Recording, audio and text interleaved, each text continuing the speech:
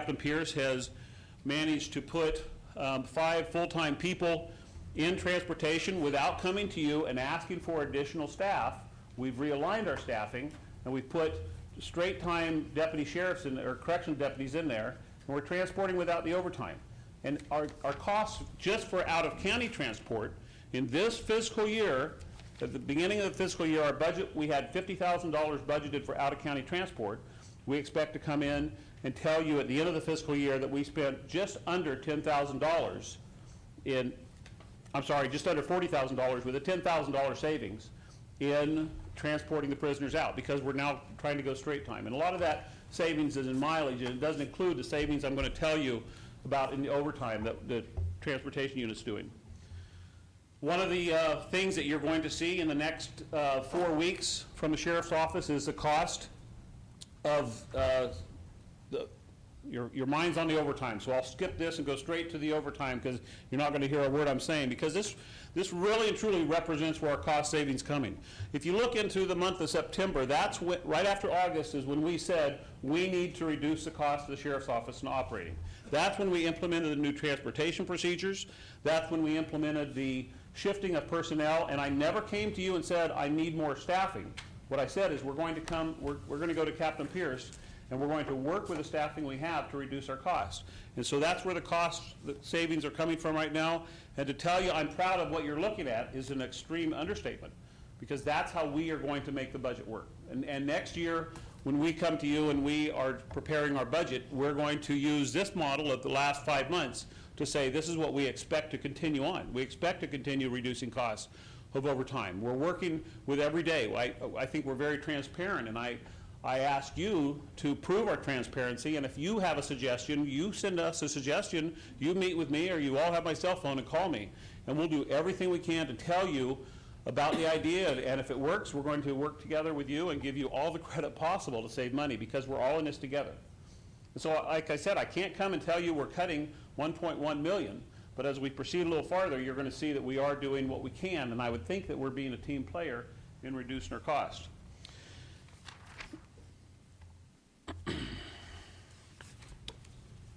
So I covered this. This is the out-of-county transportation, and I was correct with my statement. We've gone from $55,000 to $43,000 of out-of-county transportation, 19%, just under a $10,000 savings. And so that's happening right now as we speak, and it will continue to operate as we are. Okay, the next. So now we're to the patrol division. Now I want you to look at June and July patrol division's overtime. June and July, as you remember, we had the fires that went through our county, and that's why you see the spikes in overtime. And as far as I know, that overtime has been submitted to FEMA for reimbursement through our emergency coordinator. But when the money comes back in, of course, it will go into the general fund. But after the fires, you're going to see the reduction in overtime. You're going to see, starting there, right with September, we were equal, and in October, we're continuing to go down. And our patrol commander, Kurt Smallcombe, is doing everything he possibly can to reduce overtime. And what we've done is, without reducing any services for Ukiah, Fort Bragg, Willits, or any of the outlying areas, we've worked with the deputy sheriffs, and we've tried to coordinate as many meetings as possible through the teleconference, through the video cameras we have. We unfortunately are handling some reports over the phone. We're trying to coordinate transportation of prisoners with the transportation unit when they're going to court and back. And so we're working to reduce our mileage as well as reducing the overtime that you see. I want to talk about crime a little bit, and I want to talk about the calls for service that the sheriff's office has. And maybe when I said at the very beginning I wasn't going to stand up here and justify what we have, but I think this speaks very, very strongly of what Mendocino County is requiring of its largest law enforcement service.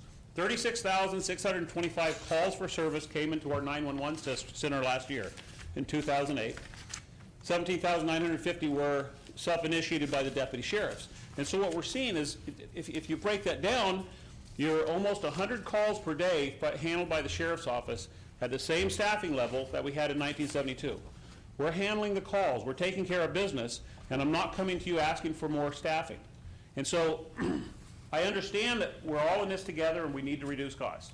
I understand we need to reduce staffing, but there's no way I can reduce that number. There's no way I can tell citizens not to call when there's a crime, because our responsibility is to do everything we can to increase public safety in this county. And we'll continue doing that unless the Board of Supervisors gives me other direction, and I'll openly tell you that's what my goal is. My goal is to continue to improve public safety. Some of the major crime trends we've seen over the last 3 years, you can look at robbery, and robbery very specifically can be connected to the marijuana in-home robberies that we've seen an increase of in this county for the last 10 years. But 2 years ago we had 25, and last year we had 38. So we're seeing a great trend in that, and good news is we're having a reduction in the homicides, and unfortunately a small peak in the rape. And then we have burglaries and assaults on the next slide, where both of them have changed considerably, but I think the burglary is a very significant number. The reduction in burglary can easily be equated to the number of deputies we have on the street.